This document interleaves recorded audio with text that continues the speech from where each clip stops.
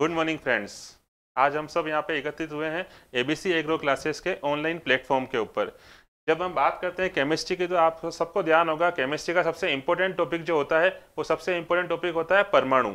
आज हम उसी टॉपिक की थोड़ी सी बात करते हैं। देखिएगा आप, परमाणु, अगर हम सिंपल सी बात करना चाहें, सबसे पहले परमाणु जो शब्द है, अगर आपसे पूछें कि ये शब्द की उत्पत्ति किस भाषा से हुई है, तो देखिएगा इस परमाणु शब्द की उत्पत्ति जो हुई है वो हुई है ग्रीक भाषा से।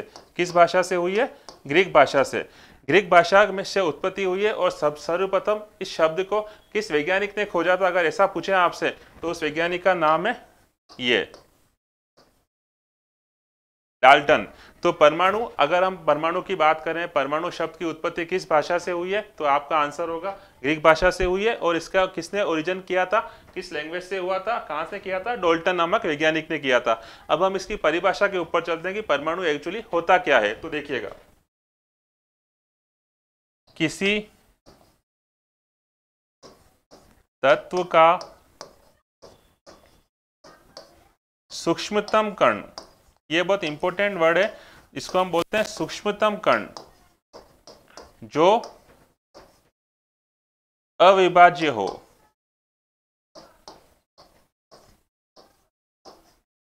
ये इस परमाणु की एग्जैक्ट डेफिनेशन है। परमाणु किसी भी तत्व का वो सूक्ष्मतम कण होता है जो आगे क्या होता है? इनडिविजिबल होता है, आगे टूटता नहीं है, उसको हम बोलते हैं परमाणु। देखिएगा, परमाणु, तो ये इसकी एग्जैक्ट परिभाषा हुई, किसी तत्व का सूक्ष्मतम कण जो अविभाजित होता है उसे हम बोलते हैं परमाणु, जिसकी उत्पत्ति किस भाषा से हुई है? ग्रीक भाषा से हुई है। और इसका किसने इन्वेंट किया था? डाल्टन नामक वैज्ञानिक ने इसको इन्वेंट किया था। हम एग्जाम्पल बोलना चाहें, एक सिंपल सा वर्ड अगर लिखा एच, एक सिंपल सा वर्ड लिखा Cl, एक वर्ड लिखा Br, एक वर्ड लिखा I, तो ये सारे जो एलिमेंट लिखे हुए हैं वो सब सिंगल सिंगल लिखे हुए हैं। सिंगल का मतलब क्या हुआ? परमाणु। तो जब भी तत्व ऐसे अकेला लिखा हुआ है, इसका मतलब वो किसका एग्जाम्पल हो गया? वो एग्जाम्पल हो गया परमाणु का। अब देखिए, परमाणु के आगे अगर हम बात करें, अगर आप इस चीज को देखें, H2, Cl2,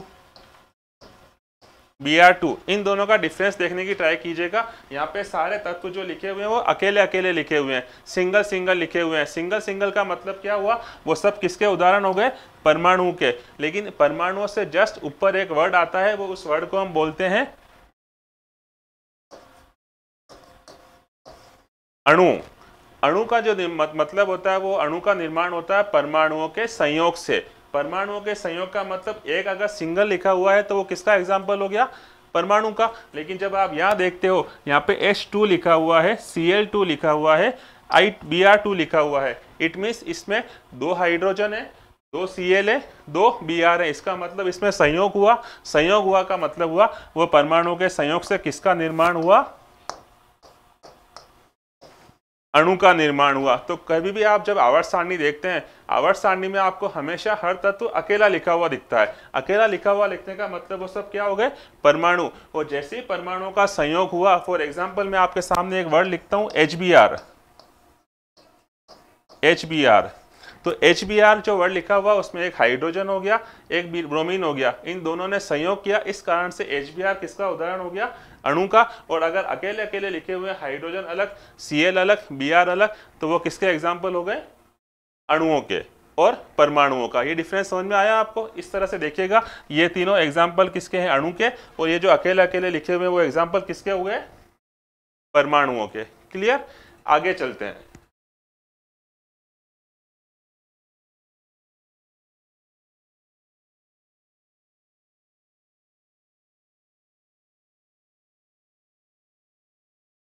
अब देखिएगा, जब हम आगे बात करते हैं, बहुत सिंपल सा क्वेश्चन है, परमाणु के भाग।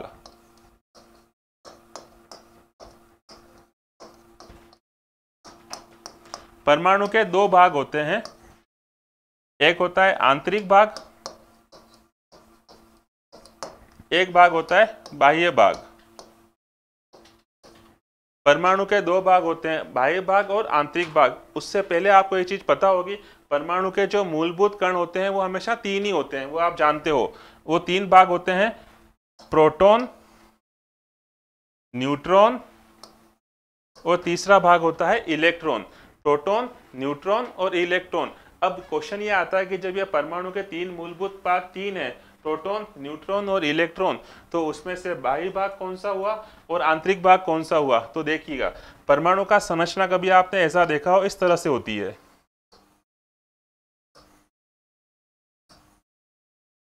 इस तरह से परमाणु की संरचना होती है। उसके दो भाग मेन होते हैं। अंदर का जो प्लस वाला भाग दिख रहा है, इस भाग को हम क्या बोलते हैं? नाभिक। नाभिक, ठीक है। और बाहर जो कक्षाएं दिख रही हैं आपको, ये जो सर्कल दिख रहे हैं, इन सर्कल को अलग अलग नाम दिए गए हैं, के, एल, एम, इस तरह से होती, इनको बोलते हैं कक्षाएं। तो हम जो बात कर रहे हैं कि परमाणु के दो भाग होते हैं, एक बाह्य भाग होता है, एक आंतरिक भाग होता है। बाह्य भाग का मैंने आपको बताया क्या कहा जाता है? कक्षाएं कहा जाता है। और आंतरिक भाग जो होता है, जिसको आपने अभी नाम क्या बोला? नाभिक। परमाणु के दो भाग होते हैं, एक बाह्य भाग, एक आंतरिक भाग। बाह्य भाग को हम क्या बोलते हैं? कक्षाएं, जिसमें कौन घूमता है? इलेक्ट्रॉन घूमता है। और आंतरिक जो भाग होता है, उसमें दो पार्टिकल मेन होते हैं, प्रोटॉन और न्यूट्रॉन। तो देखिए, ये जो तीन भाग लिखे हुए हैं, उसमें से प्रोटॉन और न्यूट्रॉन,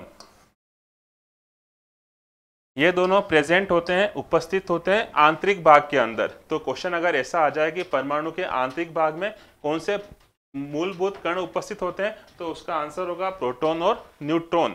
या हम इसको बोले नाभिक। आंतरिक भाग को क्या बोलते हैं हम? नाभिक। तो नाभिक के मूलभूत कण कितने हो गए? प्रोटॉन और न्यूट्रॉन, दो।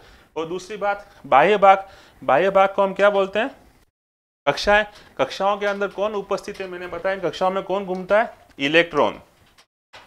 इलेक्ट्रॉन घूमता है। तो बाह्यतम जो भाग होता है, जिसको हम क्या बोलते हैं? कक्षाएं, उस भाग के अंदर कौन घूमता है? इलेक्ट्रॉन। और आंतरिक भाग जो होता है, उसको हम क्या बोलते हैं? प्रोटॉन प्लस न्यूट्रॉन को मिला के क्या बोलते हैं? उस भाग को नाभिक। तो इस तरह से परमाणु के दो भाग होते हैं, आंतरिक भाग जिसको नाभिक कहा जाता है, बाह्य भाग जिसको कक्षाएं बोलते हैं। कक्षाओं में कौन घूमता है? इलेक्ट्रॉन। आंतरिक भाग जो नाभिक होता है, उसमें दो पार्टिकल मूल होते हैं, प्रोटॉन और न्यूट्रॉन। ये बात समझ में आ गई आपको? आगे चलते हैं।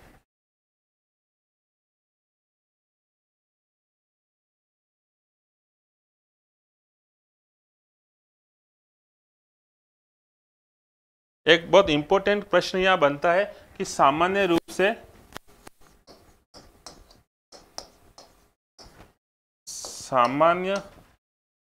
से परमाणु होता है। क्वेश्चन पहला धनावेशित, ऑप्शन दूसरा ऋणावेशित, तीसरा ऑप्शन उदासीन, या चौथा ऑप्शन सभी। सामान्य रूप से जो परमाणु होता है, उसकी प्रवृत्ति क्या होती है? इन जनरल वो होता कैसा है? आइदर या वो पॉजिटिव होता है, धनात्मक होता है, या वो ऋणात्मक होता है, या वो उदासीन होता है, या वो सभी होता है। तो हमने जब अभी बात करी थी नाभिक के तीन मूलभूत कणों की, प्रोटॉन की, इलेक्ट्रॉन की और न्यूट्रॉन की, तो आप सब ये बात बहुत अच्छे से जानते हैं कि प्रोटॉनों का जो आवेश होता है, वो हमेशा कौन सा होता है? पॉजिटिव होता है। इलेक्ट्रॉनों का जो आवेश होता है, वो हमेशा कौन सा होता है? नेगेटिव होता है। और न्यूट्रॉन जो न्यूट्रॉन एक ऐसा पार्टिकल है जिसका कोई चार्ज नहीं होता, इसलिए उसको जीरो बोलते हैं, निरावेशित, कोई आवेश इस पे नहीं होता है। तो नाभिक के जो मूलभूत कण हैं दो, प्रोटॉन और न्यूट्रॉन, इनकी अगर हम बात करें तो हम देखते हैं इसमें प्रोटॉनों के ऊपर चार्ज कौन सा होता है? धनावेशित। न्यूट्रॉनों पे कोई चार्ज होता ही नहीं है। और इलेक्ट्रॉनों का जो आवेश होता है, वो होता है नेगेटिव। अब सामान्य रूप से जो परमाणु होता है, उसकी नेचर कैसी होती है? धनावेशित, ऋणावेशित, उदासीन, या सभी। तो अब हम इस क्वेश्चन को देखना चाहें तो नाभिक के अंदर भाग तो दोनों होते हैं, धनावेश भी होता है और ऋणावेश भी होता है। तो आप उसका आवेश क्या बताओगे? तो देखिए, आपने जब आवर्त सारणी कभी देखी होगी, उसमें किसी भी एलिमेंट के ऊपर S block, P block, D block, F block, किसी भी एलिमेंट के ऊपर कभी भी आपको न तो प्लस मिलेगा न माइनस मिलेगा। इसका मतलब क्या हुआ? इसका मतलब ये हुआ कि सामान्य रूप से परमाणु की जो प्रवृत्ति होती है, वो हमेशा कैसी होती है? उदासीन होती है। और उदासीन कब होगी? उदासीन तब होगी जब उसमें धनावेश वाला भाग और ऋणावेश वाला भाग दोनों क्या होंगे? एक दूसरे के बराबर होंगे, इक्वल होंगे। इसका मतलब ये हुआ अगर किसी नाभिक के अंदर सामान्य परिस्थिति में किसी प्रोटॉन के अंदर या किसी परमाणु के अंदर सामान्य परिस्थिति में 11 प्रोटॉन हैं, तो नेचुरल कंडीशन में उसके अंदर इलेक्ट्रॉन भी कितने होंगे? 11। इस कारण से सामान्य रूप से जो परमाणु की प्रवृत्ति होती है वो हमेशा कैसी होती है? उदासीन होती है। ये बहुत इंपॉर्टेंट क्वेश्चन है, आपको पता होना चाहिए। दूसरी बात, अगर आपको ये क्वेश्चन पूछे नाभिक, सामान्य रूप से नाभिक, अगर आपको एक इस पूरे क्वेश्चन में एक स्टेटमेंट वर्ड चेंज किया, परमाणु लिखा था तो आपका आंसर था उदासीन, लेकिन अगर आपको ऐसा पूछे कि सामान्य रूप से नाभिक कैसा होगा, तो नाभिक का क्या आंसर आएगा? तो देखिए, नाभिक की हमने जब बात करी तो नाभिक के दो इंपॉर्टेंट कण कौन कौन से होते हैं? नाभिक में प्रोटॉन भी होता है और न्यूट्रॉन भी होता है। लेकिन आप जानते हैं कि नाभिक के जो दो कण है, प्रोटॉन और न्यूट्रॉन, उसमें से प्रोटॉनों का चार्ज क्या होता है? हमेशा पॉजिटिव, और न्यूट्रॉनों पे कोई चार्ज नहीं होता है। तो अगर मैं इसको ऐसे बोलता हूं, आप किसी 11 प्रोटॉन के अंदर न्यूट्रॉन के 0 जोड़ भी दोगे तो आंसर तो प्रोटॉन वाला ही आएगा। इसका मतलब हुआ अगर आपको क्वेश्चन पूछे कि सामान्य रूप से नाभिक क्या होता है, धनावेशित, ऋणावेशित, उदासीन या सभी, तो उस परिस्थिति में आपका नाभिक नाम देखते ही आपको आंसर लगाना है नाभिक हमेशा धनावेशित होता है, परमाणु हमेशा उदासीन होता है। क्योंकि नाभिक के मूलभूत कणों की बात कर रहे हैं तो नाभिक के मूलभूत कणों में इलेक्ट्रॉन तो आते ही नहीं है, इलेक्ट्रॉन तो बाहर कक्षाओं में घूमते हैं। इस कारण से उसके आवेश को हम इसमें शामिल नहीं करेंगे। तो इसमें दो ही चार्ज हुए, एक तो पॉजिटिव और एक न्यूट्रल, उदासीन और धनात्मक। इस कारण से हमेशा याद रखिएगा नाभिक का जो आवेश होता है वो क्या होता है? धनावेशित होता है। और परमाणु का जब पूछेंगे तो उसका आवेश क्या होगा? हमेशा उदासीन। ये बात समझ में आ गई आपको? आगे चलते हैं।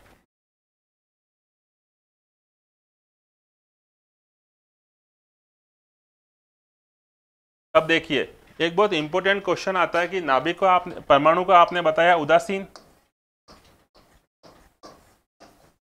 लेकिन आयन तो दो तरह के होते हैं, धनावेशित भी होते हैं और ऋणावेशित भी होते हैं। तो उदासीन परमाणु से धनावेशित कैसे बनेगा, उदासीन परमाणु से ऋणावेशित कैसे बनेगा? तो आवेश तो दो ही होते हैं, एक तो होता है धनावेश, एक होता है ऋणावेश। तो प्रश्न ये बनता है कि उदासीन परमाणु से धनायन का निर्माण कैसे हुआ या उदासीन परमाणु से ऋणायन का निर्माण कैसे हुआ? मतलब धनावेश बनता कैसे है, ऋणावेश बनता कैसे है? तो आप एक याद रखिएगा, किसी भी परमाणु के अंदर से जो इलेक्ट्रॉन होते हैं, इलेक्ट्रॉन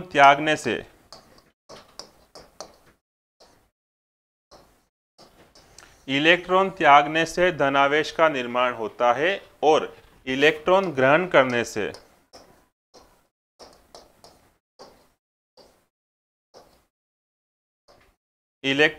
करने से हमेशा ऋणायन का निर्माण होता है। तो किसी भी उदासीन परमाणु से जब आप इलेक्ट्रॉन को निकाल दोगे तो निर्माण किसका होगा? धनावेश का। और किसी भी उदासीन परमाणु से जब आप इलेक्ट्रॉन को ऐड कर दोगे, जोड़ दोगे, तो निर्माण किसका होगा? ऋणावेशित का। तो धनावेशित, उदासीन और ऋणावेशित। उदासीन से इलेक्ट्रॉन को निकालने पर किसका निर्माण हुआ? धनावेश का। और उदासीन में इलेक्ट्रॉन को जोड़ने पर किसका निर्माण हुआ? ऋणावेश का। तो अगर आपने कभी एग्जांपल देखा होगा Na+, ऋणावेशित का एग्जांपल बताऊं तो Cl-। Na+ का मतलब हुआ, प्लस का मतलब होता है इलेक्ट्रॉन को त्यागना और माइनस का मतलब होता है इलेक्ट्रॉन को ग्रहण करना। तो जैसे ही आपको यहाँ प्लस दिखा, ये कौन सा चार्ज हो गया? धनावेशित। और जैसे ही यहाँ माइनस दिखा, वो कौन सा आवेश हो गया? ऋणावेशित। अब एग्जाम में जो क्वेश्चन आता है वो इस तरह से आता है कि फॉर एग्जाम्पल मैंने एक स्टेटमेंट लिखा, A+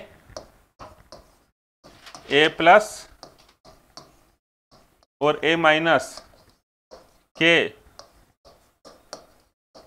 आकार का क्रम क्या होगा? इनका बढ़ता हुआ जो क्रम होगा आकार का, वो क्रम क्या होगा? विकल्प मैं आपको देता हूं, इस तरह से देखिएगा। पहला विकल्प है A-, फिर मैंने लिखा A+, और फिर मैंने लिखा A। ये पहला विकल्प। दूसरा विकल्प देखिएगा A-, उसके बाद ए, उसके बाद ए प्लस। ये दो विकल्प मैंने आपके सामने लिखे हैं कि अगर आपसे पूछें कि परमाणु के उसके साइज के हिसाब से उनका आकार का क्रम क्या होगा, किस किस का, एक उदासीन, एक धनावेशित और एक ऋणावेशित। इन तीनों में से अगर हम बात करें तो ए पे क्या चार्ज है, कोई चार्ज नहीं, इसका मतलब ए क्या हो गया, उदासीन। ए प्लस मतलब एक इलेक्ट्रॉन निकल गया तो ये धनावेश हो गया। ए माइनस का मतलब एक इलेक्ट्रॉन ऐड हो गया, इसका मतलब क्या हो गया, ये ऋणावेश। तो इनका जो सीक्वेंस होगा आप ऐसे समझिए, ये ए जो परमाणु है ये उदासीन है, इसका मतलब मैं मानता हूं ये 13 नंबर, सपोज 13 नंबर। ए प्लस का मतलब क्या हो गया, अभी आपने बताया ए प्लस का मतलब होता है क्या, इलेक्ट्रॉन को त्यागना। तो इलेक्ट्रॉन को जब ए से त्यागा तो ऑब्वियस बात है कम हो जाएगा, तो आंसर क्या बचा, 12। और नेगेटिव का मतलब आपने क्या बताया था, इलेक्ट्रॉन को जोड़ना, तो इसमें एक ऐड कर दोगे तो आंसर क्या होगा, 14। तो देखिए 12 से बड़ा 13 से बड़ा 14, तो आपको क्या देखना है, ये जो चीज थी वो क्या थी, धनावेशित, ये जो चीज थी वो क्या थी, उदासीन, और ये जो चीज थी वो क्या थी, ऋणावेशित, नेगेटिव। तो देखिए ऐसा सीक्वेंस की बात हुई तो सबसे बड़ा आकार किसका हो गया, नेगेटिव का, उससे छोटा किसका हो गया, उदासीन का, उससे छोटा किसका हो गया, पॉजिटिव का। तो इन दो ऑप्शन जो दे रखे थे उसमें से आप सेकंड ऑप्शन को देखिएगा, ये वाला।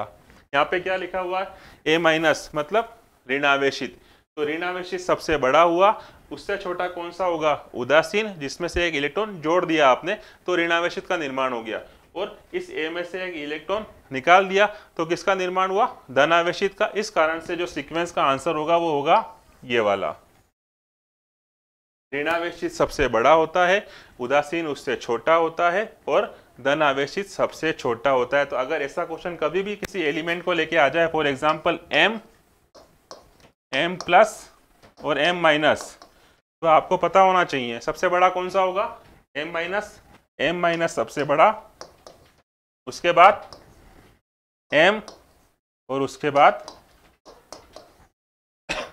M plus. ये बात समझ में आई आपको, ये चीज थी उदासीन के बारे में, धनावेशित के बारे में और ऋणावेशित के बारे में कि धनावेश का निर्माण कैसे होता है, इलेक्ट्रॉन को त्यागने से, और ऋणावेशित का निर्माण कैसे होता है, इलेक्ट्रॉन को ग्रहण करने से। यहाँ तक बात समझ में आई आपको, आगे चलते हैं।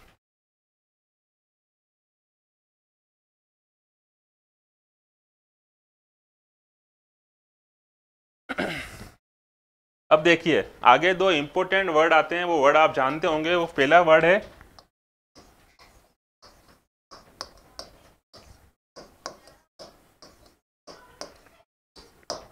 परमाणु क्रमांक, और दूसरा वर्ड है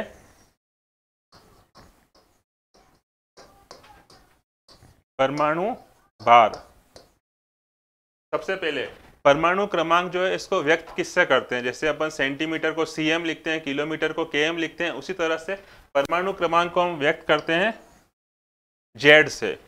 दूसरा परमाणु भार को हम व्यक्त करते हैं ए से। इसका मतलब क्या हुआ, कहीं पे भी आपको अगर जेड लिखा हुआ मिलता है इसका मतलब वो किसकी बात होगी, परमाणु क्रमांक की बात होगी, और कहीं पे भी आपको ए दिखता है उसका मतलब वो किसकी बात होगी, परमाणु भार की बात होगी। अब देखिए परमाणु क्रमांक की परिभाषा क्या है, कैसे किसको है, तो देखिएगा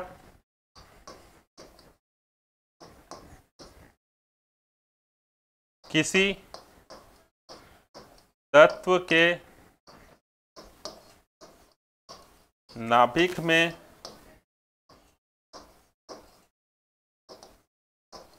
उपस्थित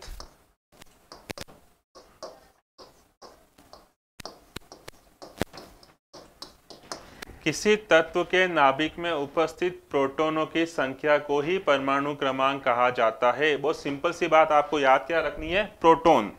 कैसे, एक नाभिक है, उसके नाभिक में मान लो 11 प्रोटॉन थे, सपोज एक नाभिक के अंदर 11 प्रोटॉन थे, तो उसका संभावित परमाणु क्रमांक क्या होगा, तो जो परिभाषा बोलती है उसके हिसाब से अगर उसमें 11 प्रोटॉन है तो उसका परमाणु क्रमांक भी क्या होगा, 11, सेम। तो आपको याद ये रखना है कि परमाणु क्रमांक जिसको हम जेड बोलते हैं उसका एग्जैक्ट मतलब क्या हुआ, नाभिक में जितने प्रोटॉन, चाहे 11 हो तो 11, 17 हैं तो 17, 11, 21, 22, 25 जो भी हैं वो सब अगर उसमें प्रोटॉन प्रेजेंट है तो वो का वही उसका क्या हो जाएगा, परमाणु क्रमांक, जिसको हम क्या बोलते हैं, जेड। ये बात समझ में आ गई आपको? ठीक है। अब देखिएगा दूसरा, परमाणु भार। परमाणु भार का सीधा सा संबंध नाभिक से है। नाभिक के अंदर दो मूलभूत कण होते हैं, प्रोटॉन प्लस न्यूट्रॉन। आपको ये याद रखना है कि नाभिक में जितने भी कण उपस्थित हैं वो दो ही तो होते हैं, प्रोटॉन और न्यूट्रॉन। इलेक्ट्रॉन तो बाहर घूमते हैं, तो प्रोटॉन और न्यूट्रॉनों का जो योग है उस योग को हम क्या बोलेंगे, परमाणु भार बोलेंगे। तो याद रखिएगा, परमाणु क्रमांक का मतलब होता है जेड और परमाणु भार का मतलब होता है ए। परमाणु क्रमांक किसी भी तत्व के नाभिक में उपस्थित प्रोटॉन, और परमाणु भार का मतलब होता है किसी भी तत्व के नाभिक में जो दो पार्टिकल उपस्थित हैं, प्रोटॉन और न्यूट्रॉन, उन दोनों के योग को हम क्या बोलते हैं, परमाणु भार। इसको कभी कभी हम मास नंबर भी बोलते हैं। मास का मतलब होता है द्रव्यमान संख्या। तो अगर मास लिखा है तो भी परमाणु भार का मतलब है, ए लिखा है तो भी परमाणु भार है। इस तरह से दो शब्द समझ में आए आपके सामने, जेड और दूसरा है ए। अब देखिएगा, परमाणु क्रमांक का मतलब हो गया जेड, परमाणु भार का मतलब हो गया ए का मतलब हो गया P plus N. P plus N मतलब नाभिक में जितने प्रोटॉन है और जितने न्यूट्रॉन है उनको मिला के हम क्या बोलेंगे, परमाणु भार। और नाभिक में जितने उपस्थित प्रोटॉन है, केवल प्रोटॉन, तो हम बोलेंगे परमाणु क्रमांक, जिसको हम व्यक्त करते हैं जेड से और इसको व्यक्त करते हैं हम ए से या एम से। क्लियर? अब देखिएगा,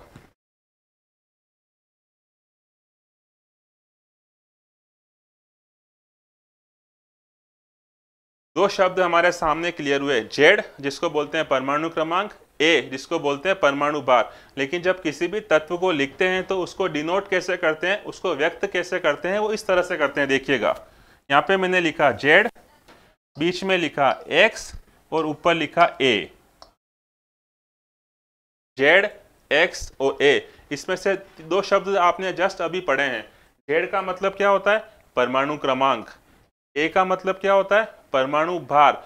एक्स का मतलब है कोई सा भी तत्व, चाहे वो ए हो, चाहे बी हो, चाहे हाइड्रोजन हो, क्लोरीन हो, ब्रोमीन हो, कोई सा भी हो, जो भी तत्व होगा वो यहाँ पे आएगा। उसका यहाँ पे जो लिखा होगा वो उसका परमाणु क्रमांक होगा, और जो ऊपर लिखा है वो उसका परमाणु भार होगा।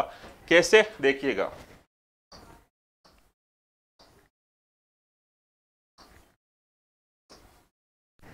ये आपके सामने एग्जाम्पल लिखा है, इसको इस फॉर्मेट में देखिएगा। इस फॉर्मेट में जब आप देखते हो, जो नीचे के जो मान लिखा हुआ है वो किसका मान हो गया, जेड का मतलब परमाणु क्रमांक। ऊपर जो मान लिखा है वो किसका मान हो गया, ए का मतलब 35 क्या हो गया, परमाणु भार। यहाँ पे एक्स की जगह मैंने क्या नाम दे दिया, क्लोरीन। कोई सा भी तत्व हो सकता है। तो यहाँ पे जो बात हो रही है वो किसकी हो रही है, क्लोरीन की हो रही है, और उसमें आगे लिखा हुआ 17 और ऊपर लिखा हुआ 35। इसके ऊपर 4 क्वेश्चन बनते हैं। कौन कौन से क्वेश्चन बनते हैं, वो 4 क्वेश्चन ये देखिएगा। पहला क्वेश्चन, इसमें प्रोटॉन कितने हैं।